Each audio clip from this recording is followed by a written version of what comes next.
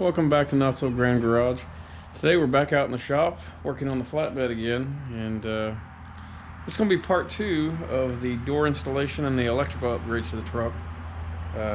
Right now the hinges are still in limbo. It's been pushing a week now that the 2-day shipping has taken, but I can't really blame them. The weather just broke here, and the ice is finally starting to melt off, so hopefully we'll see those in a few days. But in the meantime, I have started getting all this electrical nonsense sorted out, adding in switches, building switch panels, running wiring harnesses. So yeah, let's get into it.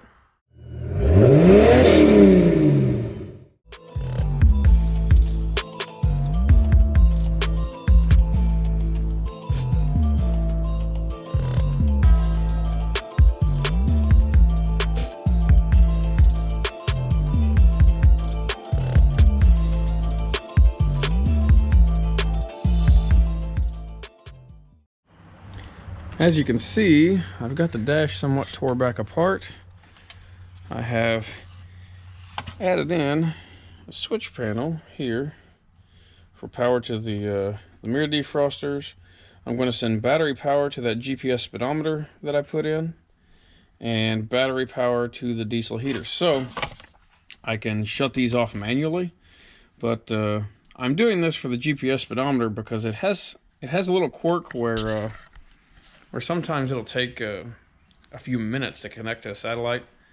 So I've seen some reviews on that, and some people have wired them to be hot all the time instead of being powered by the ignition, and that fixes the problem. So I'm gonna try that. I'll leave it on a switch though, so anytime the truck gets parked I can shut everything off and won't have to worry about it. But otherwise it's a really low power draw item, so I'm not too worried about it being hooked up to battery power all the time. It's about like a radio, so no issue there. But yeah, right now I'm currently running the harness for the diesel heater, or the cab heater, that I've got hidden away in this truck. Underneath the back seat I've got a 5 kilowatt diesel heater, or a cab heater. So from inside the house I can push a button on the remote, it'll kick this heater on, and I'll have the cab of the truck warm up to 65-70 degrees in a matter of minutes, and it works really well. So I'm running the wiring harness for it under the carpet, up through the channel here, and up to the front to the switch panel, and then onto the fuse boxes. Well, I just got a nice little surprise from FedEx. The hinges just showed up. I went on and got them bolted up. New 5/16 grade 8 bolts through our new hinge plates. And yeah, now it's time to see if I can pick that door up by myself and get it put up there. If not, I might have to wait until I can get a hand. But anyways, we'll see what happens. Well, not gonna lie, that was a pain, but door's on, and I'm pretty happy with it overall. I've only got a bolt on the door side of each hinge, but I've been adjusting these hinges around. I've had to take the door off and on a couple times, but now body lines line up pretty good all the way around. So yeah, overall I'm pretty happy with it.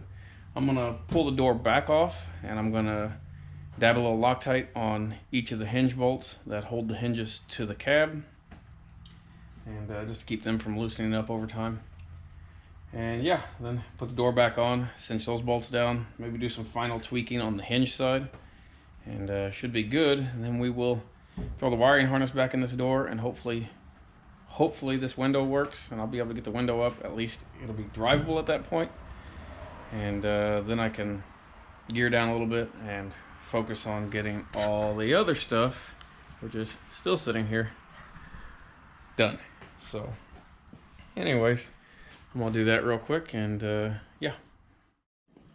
Well, I've got the door mounted back up. And got the hinges all tightened up. Got the wiring harness from the other door fished in and put in place, all hooked up. And wouldn't luck have it, the motor on the window regulator is frozen. So now I'm in the process of pulling the window regulator out of the old door to swap it over to this door. And hopefully, once I get that done, I can roll the window up and at least the truck will be drivable.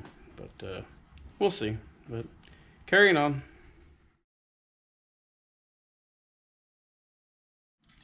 Well, I got the window regulator swapped out, and now I have a functional window. So it'll be nice to have these window tracks not be broke anymore. But turn this back off. I've still got to hold on, bud. I still got to cut this opening a little bit bigger for my replacement door speakers that I've got. And I need to, I'll have to replace that power lock solenoid at some point, I think, because it's frozen. But hey, when a door sits out in the weather for who knows how long, stuff's bound to happen to it. But I've got new weather stripping kits and everything else that I'm going to put in all the doors whenever I do the body work to it. And yeah, there's a lot more to do. But for now, this is a huge improvement to be able to just shut the door and it not rattle, it not flop around like it used to, and it opens nice. So yeah, I've still got to put the door panel in. I'm going to be painting the door and everything else once I start doing all the body work. But yeah, now I've got to work on buttoning up this electrical.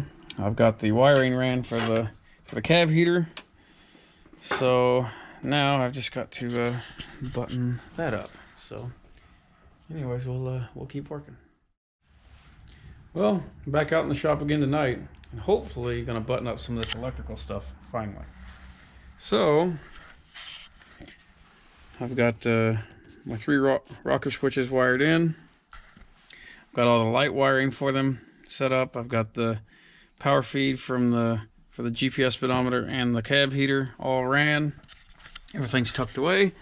So now I just got to come up under here and run the wires over to the fuse block on the firewall and then start cleaning this mess up. So yeah, hopefully it won't take very long to do it, but we'll see. And I've got a pretty good mess to clean up back here, but that's okay. I'm not going to finish all of the electrical stuff tonight, but I think I'm going to get most of it done anyways, and we'll go from there. We've got lights, and that energizes our speedometer, so we don't have to worry about how long it takes for GPS satellites to connect to the speedometer. I can leave it energized all the time, and then anytime I'm going to park the truck, just shut it off. Same goes for the diesel heater. That'll leave the control panel energized because how it's set up, it's battery hot all the time anyways. So the little LCD control stays on all the time. But this way, whenever the truck's gonna be, if the truck's gonna be parked for a week, or if it's not cold out, I can just shut power off to it, and I don't have to worry about that LCD being on all the time for no reason. And diesel heater is now on that switch right there. So I can power it off. That should work out pretty well.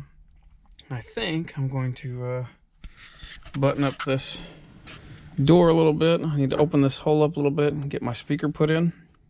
I'm going to leave the door panel off for now because I've got more to do. I've got wiring to run in for the heated mirror I got to put on yet.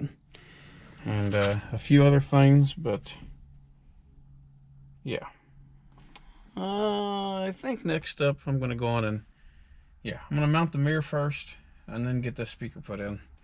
And then probably call it at that for now. Get the mess cleaned up. Because I have to drive this thing tomorrow.